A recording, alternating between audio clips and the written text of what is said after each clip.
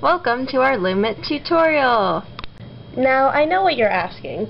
What exactly is a limit? The limit is the value that a function approaches as the value of the variable gets near the given point. Now, how do you write a limit? Where a is the value you're approaching and L is the ultimate y value that f of x approaches. A typical limit looks like this. As Maya and Miranda approach from both sides, they find that they meet at the y value of L. Therefore, they are happy and the limit exists at L. Okay.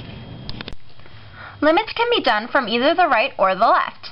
This graph, from the left or more negative part of the graph, Miranda is approaching the y value of 1. On the other hand, from the right or more positive part of the graph, Mai is approaching the value of 2. But is there an overall limit for f of x? Since Mai and Miranda just can't seem to find each other, it is clear that the limit of f of x does not exist. Just as anything else, there are special cases in limits, one of which we just showed you. Another special case is if there is a hole in the function. When Maya and Miranda approach the value of 2, they meet up in the hole, where they get sucked into oblivion. But it's okay.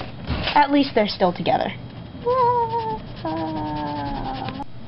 Here, the limit of f of x as it approaches 2 is 4, because that's where the girls stumbled upon the black hole. But why isn't it 6, you may ask? While f of 2 equals 6, the girls are not approaching 6 because then they would be off the function, and we know what happens then. Another special case is when infinities are involved. Let's say your function looks like this. As Maya and Miranda approach A, they just keep on going up towards the sky. What value are they approaching? Well, I would say that they were approaching infinity and beyond. Buzz, you are correct. The limit of this function as it approaches A is infinity. But what if your A value is infinity? Let's take this graph for example.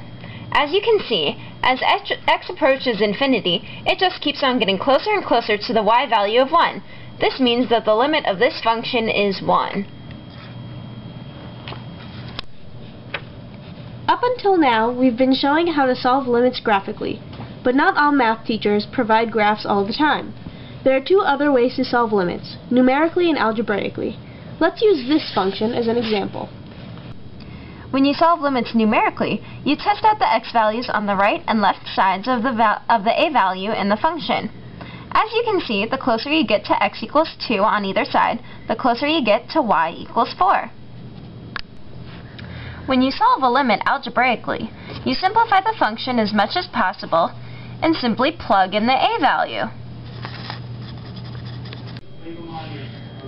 The last thing is, when x approaches infinity, the rule to solving it without a graph is finding the horizontal asymptote. When looking at rational infinite limits, there are shortcuts to finding the horizontal asymptote. First, you need to look at the value's largest exponent in the numerator and denominator. If the numerator's exponent is larger than that of the denominator, that means that there is no horizontal asymptote, and the answer to the limit is that it does not exist. If the denominator's exponent is larger than that of the numerator, then the horizontal asymptote is 0, and that is the answer of the limit.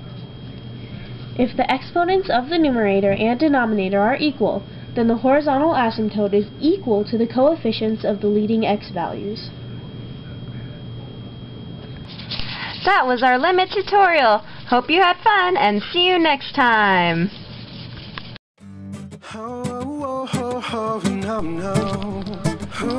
Here, the limit of f of x as it approaches 2 is 4. Miranda is blah, blah, blah, blah, blah. Spark 6 guns by the side and bullets round the waist. 2 shots to the sky, signal sign for the chase. The sun is